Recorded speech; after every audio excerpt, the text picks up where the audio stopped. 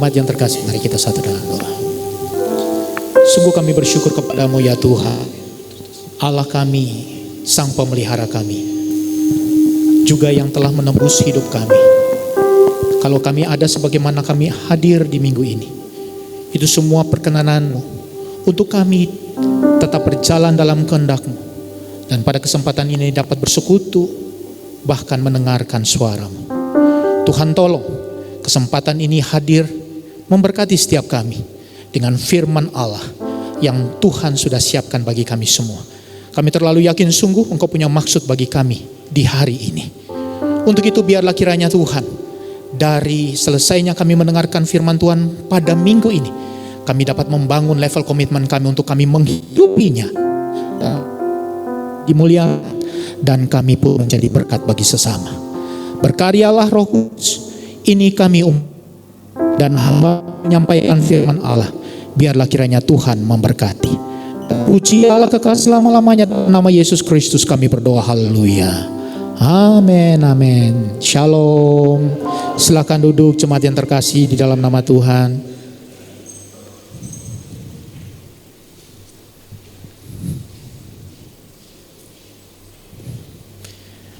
Baik, saya berpikir jemaat-jemaat Tuhan yang ada di tempat ini sebagian besar mungkin sudah mengenal nama saya, tapi tidak ada salahnya sesuai dengan yang ditayangin. Saya adalah Sius Hepinartos, menggembala di GKRI Jemaat Isa Al-Masih Ciledug. Terima kasih kepada Bapak Gembala di tempat ini, Bapak Pendeta Dr. Sejamuddin Gumai, yang sudah berkesempatan kembali lagi memberikan waktu, kesempatan, tempat ini, mimbarnya untuk saya menyampaikan firman Tuhan. Biarlah kiranya ini menjadi berkat bagi kita semua. Amin. Baik jemaat yang terkasih di dalam nama Tuhan, kita langsung saja ya, karena di tempat ini saya menyampaikan firman Allah. Kita akan membaca dua dasar firman Tuhan sebagai dasar perenungan kita di minggu ini. Yang pertama, boleh slide saya. Kita akan membaca dari 1 Samuel 2 ayat 30, dan nanti yang satunya kita akan membaca dari Wahyu 14 ayat 7. Sebelumnya kita akan membaca 1 Samuel 2 ayat 30 sebagai landasan perenungan firman Tuhan di minggu ini. Bila sudah, ada juga saya coba tampilkan tapi mungkin terlalu kecil. Tapi bagi Bapak Ibu yang sudah punya Alkitab elektronik dan Alkitab biasa, bisa nanti dilihat langsung di sana dan kita sama-sama membacakannya ya. Karena ini cuma satu ayat. Pada hitungan yang ketiga kita mulai 1 Samuel 2 ayat 30. 1, 2, 3. Sebab itu demikianlah firman Tuhan Allah Israel. Sesungguhnya aku telah berjanji keluargamu dan kaummu akan hidup di hadapanku selamanya. Tetapi sekarang demikianlah firman Tuhan. Jauhlah hal itu daripadaku, sebab siapa yang menghormati aku akan kuhormati, tetapi siapa yang menghina aku akan dipandang rendah. Sebelum kita masuk kepada pembacaan yang kedua, Wahyu 14 ayat 7, ingin saya sampaikan bahwa bagian yang kita baca ini adalah bagian yang terdapat dalam cerita yang mengisahkan nubuat tentang Imam Eli dan kaum keluarganya. Yang tadinya mereka diberkati, mereka akan dipelihara.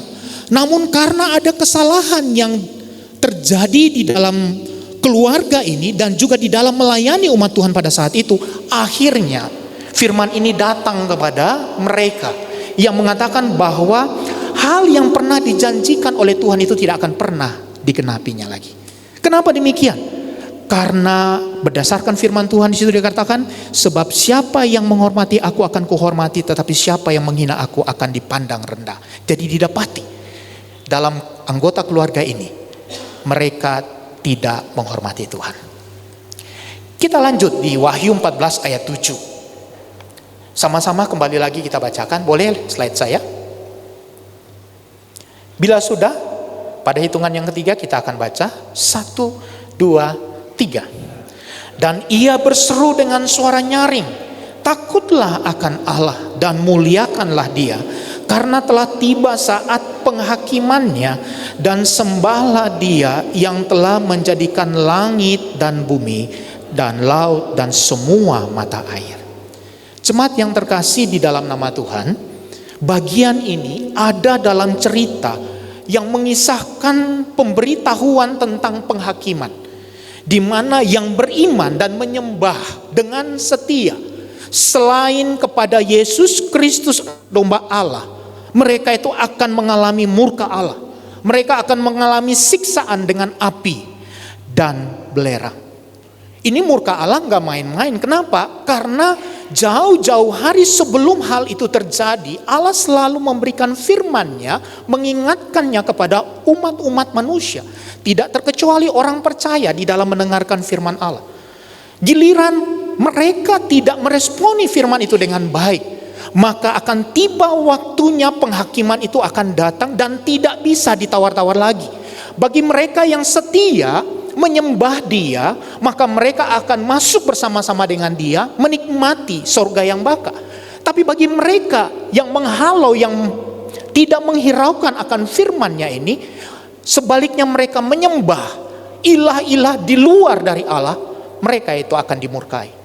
Murka Allah ini luar biasa, jemaat yang terkasih di dalam nama Tuhan. Kalau kita baca secara keseluruhan dari kitab Wahyu, maka di situ kita akan gemetar. Seperti tadi saya ke sini, ya, 12 menit sebelum keberangkatan ini saya sudah pesan. Tapi dikarenakan dia salah, ya, salah tempat pengambilan titik poinnya itu membuat saya harus tertunda keberangkatan 12 menit. Dan di situ marahnya bukan main. Pada waktu dia datang, waduh Pak, dengan berbagai macam alasan. Saya pikir, kemudian saya beritahukan kepada beliau, lain kali nggak boleh kayak seperti itu Pak. Saya memesankan mobil ini, itu sudah punya prepare waktu untuk menghadiri sebuah acara. Marah sekali. Cuman kalau marah saya itu selalu dengan nada yang pelan. Jadi kalau Bapak Ibu saya sudah pelan dalam konteks di mana saya tidak sepakat, itu saya sudah marahnya bukan main. Ya cuma diekspresikan itu dengan pelan. Makanya saya katakan, Bapak masa sih bisa salah? Itu saya sudah marah sekali. Dan itu tadi. Tapi di sini kalau kita melihat konteks Wahyu, ekspresi murka Allah itu nggak main-main. Kenapa? Karena memang Dia adalah Allah yang tidak boleh dipermainkan. Lebih daripada itu, Dia sudah memberikan yang terbaik, untuk menyediakan yang terbaik bagi Bapak Ibu saudara-saudara yang terkasih dalam nama Tuhan, sebagai orang percaya untuk menikmati apa yang terbaik dari Dia itu. Nah pada gilirannya kalau kita tidak setia, kita tidak taat, kita tidak melakukannya, maka pasti konsekuensinya adalah penghakiman. Baik Bapak Ibu yang terkasih di dalam nama Tuhan, pada kesempatan ini, next slide, kita akan berbicara tentang menghormati Tuhan. Menghormati Tuhan. Saya terlalu yakin sungguh di setiap keluarga kita memiliki kebudayaan, kultur yang baik untuk mengajarkan kepada anggota keluarga bagaimana kita menghargai, menghormati sesama, bukan? Amin ya. Orang tua kepada anak, suami kepada istri, istri kepada suami, ya. Dan juga kerabat-kerabat yang lain yang ada di dalam keluarga kita. Tidak jarang kita selalu mengajarkan dan menanamkan nilai-nilai bagaimana cara menghormati orang lain. Apakah itu sesama maupun mereka yang lebih tua. Dan diantaranya biasanya orang tua itu mengajarkan bagaimana kita bisa berbuat baik kepada orang tua. Kalau orang tua saya jarang sekali dia mengajarkan langsung bagaimana kami anak-anaknya dituntut untuk berbuat baik kepadanya. Selalu dia menanamkan nilai-nilai. Apa yang dia kerjakan, dia berkata bahwa inilah kasih sayang orang tua kepada anak. Sehingga tidak butuh lagi ajaran yang detail bahwa dia sedang meminta kita untuk menghargai dia. Dia tidak sedang meminta kita untuk berbuat baik kepada dia. Tapi secara otomatis dengan kesadaran yang ada dan tanggung jawab sebagai seorang anak, kita akan responi itu dan kita akan nyatakan dalam kehidupan kita. Salah satu contoh Bapak Ibu yang terkasih di dalam nama Tuhan, setelah saya lulus sekolah teologi, saya diberikan kesempatan untuk melayani sebuah kebaktian kebangunan rohani. Puji nama Tuhan, ya, di sana akhirnya pelayanan berjalan dengan baik. Tuhan mengizinkan saya menikmati berkatnya, menerima berkat dari pelayanan tersebut. Pada saat itu yang terpikirkan oleh saya adalah bagaimana saya membelikan buah tangan untuk orang tua saya karena saya hendak kembali ke Papua. Dan pada saat itu saya membelikan sebuah kain yang sangat bagus motifnya. Saya membelikannya kepada beliau sebagai apa? Tanda hormat saya, kebaikan saya kepada orang tua. Dan saya berkata kepada dia pada waktu saya memberikan, Mam, apa yang sekarang saya berikan itu tidak sebanding dengan pola didik, ajaran, biaya yang telah dikeluarkan selama ini terhadap saya. Tapi kalau hari ini saya bisa memberikan, ini adalah hasil pelayanan saya yang pertama, yang saya persembahkan kepada Mami. Saya sapa dia dengan Mami. Tanpa dia meminta. Tapi di situ kita dapatkan sungguh bahwa ada hal yang patut kita lakukan. Hal yang lain juga yang biasa saya diajarkan oleh beliau, nilai-nilai maupun sikap-sikap hidupnya adalah bagaimana dia meminta supaya kita berkata sopan santun kepada orang, kepada sesama. Makanya Bapak Ibu yang terkasih di dalam nama Tuhan, saya kepada anak saya itu gak pernah memanggil dengan sapaan lain selain adik atau namanya. Saya pun mengajarkan kepada mereka, ya, harus menyapa orang yang lebih tua dengan hormat. Kemarin ini, ya, dia sapa dengan kata dia terhadap kakak sepupunya. Saya bertanya, dia yang dimaksudkan apa ya? Siapa ya? Oh, maksudnya kakak. Maaf ya, Dad. Saya bilang belajar untuk tidak melanggar sopan santun yang telah ditetapkan. Demikian pula di antara mereka saling menyapa itu dengan predikat-predikat yang baik. Biasanya kan kalau orang Kristen itu tidak jarang itu sesuai dengan postur tubuh, biasanya begitu. Gendut, kan biasa gitu ya. Di sini tidak ada ya Bapak Ibu ya. Ya. Dasar ceking, kurus, ya. Makan banyak, ya. Bapak Ibu yang terkasih, ini standar-standar yang biasa kita ingin supaya terjadi di dalam kehidupan kekeluargaan kita, terjadi dalam hubungan kita dengan sesama. Nah, lebih-lebih kepada Tuhan. Oleh sebab itu pada kesempatan ini kita akan melihat cara-cara menghormati Tuhan ini berdasarkan dua alamat firman Tuhan yang kita baca. Apa yang Tuhan mau? Cara seperti apa yang Tuhan tetapkan supaya Bapak, Ibu, dan saya itu bisa menghidupinya, bisa melakoninya, bisa menjalankannya. Akhirnya kita menjadi berkat bagi sesama. Orang pun melihat bahwa kita sedang didapati menghormati Tuhan kita. Ada loh standar-standar yang Allah buat. Dan tidak jarang kalau kita tidak memenuhinya, ada ganjarannya. Berdasarkan bacaan yang tadi, dua alamat firman Tuhan yang tadi kita baca. Apa saja itu? Cara-cara menghormati Tuhan di sini. Bukan berarti Allah ingin menciptakan keadaan yang horor di dalam hubungan kita dengan Dia. Tidak. Tetapi bagaimana relasi kita dengan Tuhan itu terjaga dengan baik. Ada harmonisasi di dalamnya, di mana orang-orang percaya mau seia sekata untuk memuliakan Allah, menghormati Allah dengan cara yang benar. Bukan suka-sukanya orang percaya. Oleh sebab itu kita akan melihatnya pada kesempatan ini berdasarkan 1 Samuel 2 ayat 30. Yang tentunya keberadaan 1 Samuel 2 ayat 30 ini tidak bisa kita lepaskan dari ayat 29. Ya, ayat 29 itu dasarnya, 30 itu akibatnya. Apa yang di sana disampaikan oleh sang penulis? Ayat 29 next. Sebelumnya. Oke. Dia berkata begini di ayat 29. Mengapa engkau memandang dengan loba kepada korban sembelihanku dan korban sajianku yang telah kuperintahkan, dan mengapa engkau menghormati anak-anakmu lebih daripadaku, sambil kamu menggemukkan dirimu dengan bagian yang terbaik dari setiap korban sajian umatku Israel. Nah, keadaan inilah yang membuat munculnya ayat 30. Bisa paham ya Bapak Ibu ya? Di ayat 30 kan Tuhan berkata, aku berfirman, aku akan menjaga, memelihara, memberkati keluargamu. Tapi saat ini firman Tuhan kebalikannya. Jauhlah itu daripadaku. Kenapa? Karena ada yang engkau buat tidak sesuai dengan apa yang aku inginkan. Engkau telah melanggar bagaimana cara menghormati Tuhan dengan benar. Di ayat 29 dia menjelaskannya.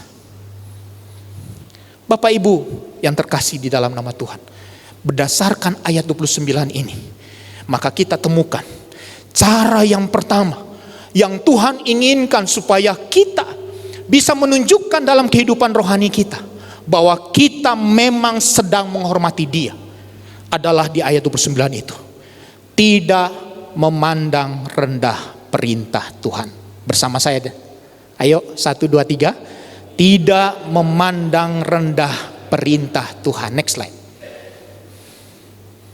Oh, sebelumnya. Oke, baik. Sampai di situ. Cara yang pertama yang Allah inginkan sebagai bukti konkret, bukti yang jelas, yang bisa dinikmati oleh pandangan orang, bahkan Allah sendiri mengakuinya, adalah di mana kita harus tidak memandang rendah perintah Tuhan berdasarkan 1 Samuel 2 ayat 29 ini. Bapak Ibu, kita masuk sedikit dalam pembelajaran. Karena sepaham saya, firman Tuhan kan berkata, Yesus itu adalah guru. Amin. Para rasul-rasul adalah murid. Kalau guru dengan murid, yang terjadi dalam ruang kelas apa? Ajaran, didikan. Jadi kita sedikit ya melihat hal ini lebih dalam. Kata loba, kan dia berkata begini di ayat 29. Mengapa engkau memandang dengan loba kepada korban sembelihanku dan korban sajianku yang telah kuperintahkan? Nah, kata loba yang dia pakai di sini dari kata Ibrani ba'at, yang artinya apa? Kalau Bapak Ibu baca ya di screen itu, dia berkata menginjak-injak, menendang ya. Jadi kata loba sesungguhnya memiliki arti menginjak-injak, menendang. Dalam konteks ini merupakan satu kiasan dari sikap merendahkan. Pernah ada satu peristiwa di mana ada bekas sesembahan itu diporak-porandakan kan oleh orang yang iseng ya, dijungkir balikan oleh tangannya, diinjak-injak juga oleh kakinya. Sesungguhnya ini adalah ekspresi merendahkan. Makanya melalui firman Tuhan di ayat 29 di sini Tuhan berkata, jangan kamu memandang rendah perintahku. Kalau engkau mau menghormatiku, simple, jangan pandang rendah perintah Tuhan. Semua perintah Tuhan tentunya di sini. Nah, next slide. Arti yang dimaksudkan bila kita tempatkan dalam kalimat kurang lebih jadinya seperti ini Bapak Ibu. Mengapa kamu menginjak-injak? Mengapa kamu menendang-nendang? Sebagai ekspresi merendahkan korban sembelihanku dan korban sajianku yang kuperintahkan di tempat kediamanku. Tuhan bertanya kepada Imam Eli, kenapa engkau lakukan ini? Kalau selama ini engkau berkata bahwa engkau menghormatiku, ya, kenapa hari ini aku dapati kalian tidak menepatinya? Sebaliknya yang aku lihat, kalian menginjak-injak, menendang-nendang korban yang aku perintahkan untuk diberikan kepadaku. Bapak Ibu, ini sikap yang sudah tidak bisa ditolerir lagi, diterima lagi oleh Allah. Makanya Allah memperingatkan ya, sekaligus meniadakan janjinya yang awal baik bagi Eli dan anak-anaknya. Dia kan berkata, jauhlah hal itu. Dia tidak mau genapi. Kenapa? Ini sudah keterlaluan. Kenapa keterlaluan? Karena mereka menganggap rendah perintahnya. Pertanyaan Bapak Ibu yang terkasih, supaya kita lebih jauh, lebih mengenal secara detail lagi. Seperti apa sih sikap memandang rendah yang ditunjukkan Imam Eli dan yang dimaksudkan Tuhan di sini. Apa itu sikap rendah yang dimaksudkan? Ya. Yang diterjemahkan dengan menendang-nendang, menginjak-injak persembahan korban yang merupakan perintah Tuhan. Di situ dengan jelas kalimat selanjutnya dia beritahu, ya, di mana Imam Eli menghormati anak-anaknya lebih daripada Tuhan. Ini masalahnya. Imam Eli itu dia lebih menghormati anak-anaknya dibandingkan kepada Tuhan. Nah, kata menghormati supaya kita bisa mengetahui, memahami arti menghormati di sini. Kata menghormati dari kata Ibrani kabat. Apa itu kabat? Mengagungkan, membuat mulia sesuatu. Dalam versi Biblia de Estudio de MacArthur, dalam bahasa Spanyolnya, dia menggunakan kata preferencia untuk kata menghormati. Dalam bahasa Indonesia artinya lebih mengutamakan. Jadi yang menjadi cacat di situ, Imam Eli itu lebih mengutamakan maunya anak-anaknya dibandingkan maunya Tuhan. Bisa paham Bapak Ibu jemaat yang terkasih?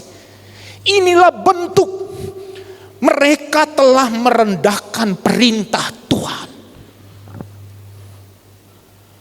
Apa maunya anak dia ikutin. Mau itu selaras dengan firman Tuhan, mau itu kontroversi dengan firman Allah, mau itu bertabrakan dengan firman Tuhan, tidak peduli. Yang penting anaknya itu happy, anaknya itu bahagia, anaknya itu sukacita. Ini yang terjadi pada Imam Eli. Makanya di sini Tuhan tegur, kamu itu Eli itu lebih mengutamakan anak-anakmu, keinginan mereka, karakter mereka, sifat mereka. Arti yang dimaksud bila ditempatkan dalam kalimat kurang lebih akhirnya seperti ini Bapak Ibu yang terkasih. Dan mengapa kamu menghormati, memuliakan, mengagungkan, lebih mengutamakan anak-anakmu di atasku, sehingga kamu menjadi gemuk dengan korban persembahan yang paling besar dari segala korban sembelihan umatku, yaitu umat Israel. Pilihan Imam Eli di sini, dia lebih berat, lebih condong ke anak-anak daripada kepada Tuhan. Ya, dengan demikian anak-anaknya ini menjadi tumpul. Mereka keras hati. Apapun yang disampaikan berdasarkan firman sudah lagi tidak dihiraukan. Alhasil Bapak Ibu yang terkasih, next slide. Anak-anak ini menjadi orang-orang yang mementingkan diri. Kalau kita baca nanti di rumah di dalam 1 Samuel 2 ayat 12 hingga 17, maka kita akan dapati di sana anak-anaknya si Imam Eli ini, Hofni dan Pinehas ini. Mereka sikapnya mementingkan diri, merampas secara rakus, melanggar batas-batas mereka, hak-hak mereka sebagai imam yang dipercayakan pada saat itu. Kenapa demikian? Karena orang tuanya mengutamakan keinginan mereka, hasrat mereka. Dan Bapak Ibu yang terkasih di dalam nama Tuhan, sifat seperti ini menjadikan Hofni Pinehas akhirnya redup. Mereka tidak bersinar, mereka tidak bisa menjadi berkat. Bahkan Imam Eli pun tidaklah demikian. Akhirnya mereka sebagai keluarga yang dipandang ya tidak benar di hadapan Tuhan. Dan apa akibatnya? Mereka mengalami kesengsaraan. Lebih daripada itu kalau kita baca di dalam ayat 30 dan 34 kita dapati bahwa Tuhan berkata, saya minta supaya engkau jauh. Firman Allah itu tidak akan pernah tergenapi dalam hidupmu. Dan ayat 34 dijelaskan di sana Hofni dan Pinehas mereka mati. Dan pada waktu bapaknya mendengarkan bahwa mereka mati, bapaknya pun mati. Dalam keadaan apa? Gemuk dan kemudian terjatuh. Bapak Ibu yang terkasih di dalam nama Tuhan, berdasarkan bagian ini, mari kita belajar. Perintah Tuhan jangan sampai tidak menjadi komitmen kita. Bapak Gembala di tempat ini, para majelis di tempat ini, bergumul terus dengan firman Allah, menyampaikan itu kepada setiap kita, dan juga sekaligus menyampaikan kepada kami secara pribadi. Secara tidak langsung di situ, dia seperti pedang yang bermata dua, Bukan hanya menegur Bapak Ibu yang terkasih di dalam nama Tuhan, tetapi juga menegur kami yang menyampaikan. Di sini kita harus punya komitmen yang sama, tanggung jawab yang sama. Untuk apa? Untuk hidup di dalam perintah-perintah Tuhan. Setuju, katakan amin. Ya. Bila tidak, Bapak Ibu, kalau kita tidak mematuhi perintah Tuhan, sama dengan kita merendahkan perintah Allah. Kita tidak menghormati dia. Sudah sekian tahun GKRI Salom ini dia berdiri. Pasti sekian banyak firman Tuhan telah disampaikan. Evaluasi bagi setiap kita melalui firman Tuhan pada kesempatan ini. Seperti apa kualitas iman kita? Sudah sejauh mana tanggung jawab kita untuk hidup di dalam firman Allah? Hari ini Tuhan minta supaya kita bersepakat. Mari kita tidak hanya berbicara tentang hormat. Hayo hormat Tuhan dengan pujian penyembahan kita angkat. Ku kagum hormat akan Engkau. Setelah turun dari mimbar ini, hidup kita tidak mau mematuhi perintah Tuhan. Kenapa demikian? Kalau sudah seperti itu, maka sesungguhnya kita tidak menghormati Tuhan. Simple. Tapi tidak jarang ini yang dilanggar oleh orang percaya. Tidak terkecuali hamba Tuhan. Kedua, terakhir. Seperti apa yang Tuhan mau dalam kita menghormati Tuhan? Cara apa yang Tuhan tetapkan di Wahyu 14 ayat 7 itu? Next slide. Ya, tadi. Tidak menolak mengagungkan Tuhan. Bersama dengan saya, katakan. Tidak menolak mengagungkan Tuhan. Dimanapun, kapanpun, dalam keadaan apapun, mari kita mengagungkan Dia. Dan kalau kita baca di dalam Wahyu 14 ayat 7 di sini, ada 3 perintah yang Allah mau sampaikan kepada saudara, bahwa itulah sifat mengagungkan Tuhan. 3 perintah itu apa? Yang pertama, takutlah akan Tuhan. Seperti apa takut akan Tuhan? Bapak Ibu yang terkasih, saya yakin dan percaya adik-adik mungkin yang ada di tempat ini punya favorit, punya idola. Nah, tidak jarang idola itu adalah kekaguman kita. Apa yang biasa kita lakukan sebagai bentuk kekaguman kepada idola kita?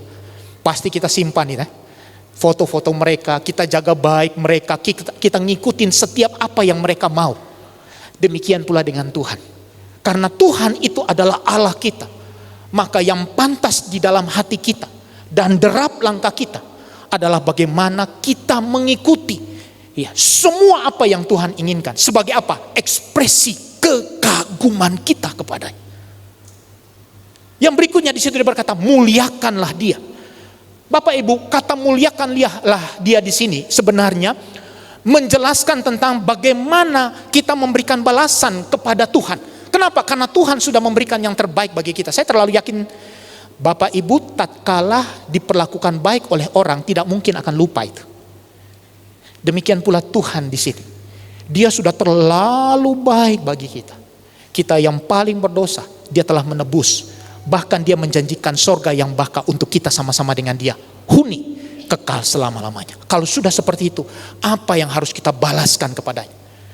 Terakhir, kata menyembah. Bapak Ibu yang terkasih di dalam nama Tuhan. Kata menyembah di sini ini menarik. Karena dia menggunakan kata proskuneo. Apa proskuneo? Proskuneo ini adalah kebiasaan orang-orang yang belum mengenal Allah dahulu. Itu menyembah. Sujud menyembah, mencium bumi. Kenapa? Karena bagi mereka semua yang ada di alam ini adalah dewa, ilah bagi mereka. Dan bukti bahwa mereka tunduk hormat kepada dewa-dewa itu adalah mereka sujud sampai mencium bumi. Tapi ada hal lain yang kita bisa tangkap dari sikap ini. Bapak Ibu yang terkasih, anggota tubuh yang bagi saya melihat yang mulia itu adalah kepala. Kalau yang lain kita pukulin, mungkin kita masih bisa ketawa. Bagian badan kita pukulin, mungkin bisa ketawa. Tapi coba, kepalanya ditoyelin, didorongin. Harga dirinya di situ. Nah, sujud menyembah itu menarik sekali Bapak Ibu yang terkasih. Kepala itu posisinya akhirnya dekat sama dengan kaki. Menunjukkan apa? Di hadapan Tuhan, kita itu tidak ada apa-apanya. Kita itu abu dan debu, kita itu hina. Makanya problem manusia adalah bagaimana dia bisa sujud menyembah kepada Allah. Oleh sebab itu, kalau kita mau bicara tentang sikap hidup dari hari ke hari, Allah meminta di minggu ini 3 hal. Mari takut akan Dia. Amin. Yang kedua, apa? Muliakanlah Dia. Yang ketiga, apa? Sujud. Jadi kita menyangkali hidup kita. Kita tidak bisa pongah. Kita tidak bisa sombong dengan otak pikiran kita. Kita harus tundukkan itu setara dengan kaki. Yang bagi kebanyakan orang itu tidak pernah dipandang. Tapi di mana? Posisinya seperti apa? Di hadapan Tuhan. Di setiap kali kita menjalani hidup dari hari ke hari. Inilah yang Tuhan inginkan. Supaya apa? Supaya akhirnya kita dari tempat ini keluar, mempraktekkan firman Tuhan ini. Yang pertama tadi, cara menghormati Tuhan. Apa? Kita harus tidak memandang rendah perintah Tuhan, apapun perintahnya. Amin ya. Jadi setiap firman Tuhan, di setiap minggu, di setiap kegiatan komsel dan lain sebagainya, katakan amin dan hidupi itu. Ya. Yang berikutnya adalah apa? Tidak menolak, mengagungkan Tuhan melalui kehidupan kita, dimanapun juga, kapanpun juga. Bapak Ibu, hidup kita adalah penyembahan, dimanapun dan kapanpun. Oleh itu ceritakan itu, dan kita harus hidupi firman Tuhan. Krisis yang paling utama di dalam kekristenan dan hamba-hamba Tuhan adalah jago berbicara, menyampaikan firman Tuhan, tapi kurang di dalam berkomitmen untuk menjalankan firman Allah. Hari ini Pak Gembala punya pergumulan untuk setiap kita. Ayo bangun komitmen untuk menghormati Tuhan melalui 2 cara ini. Kita berdoa.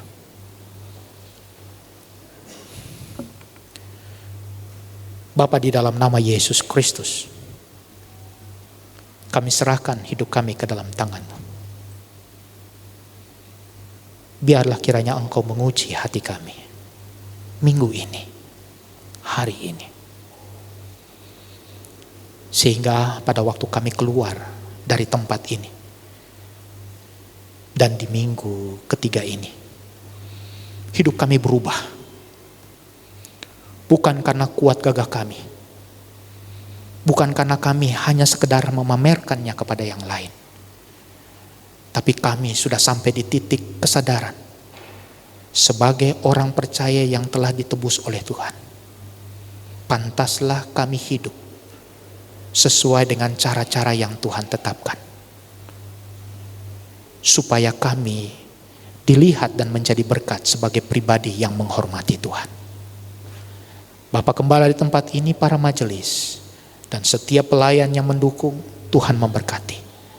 Aktivis, biarlah kiranya mereka ada di dalam berkat-berkat Tuhan, dan pakai hidup mereka untuk memuliakan Tuhan.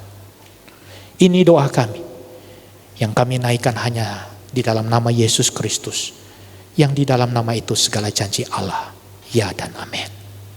Haleluya.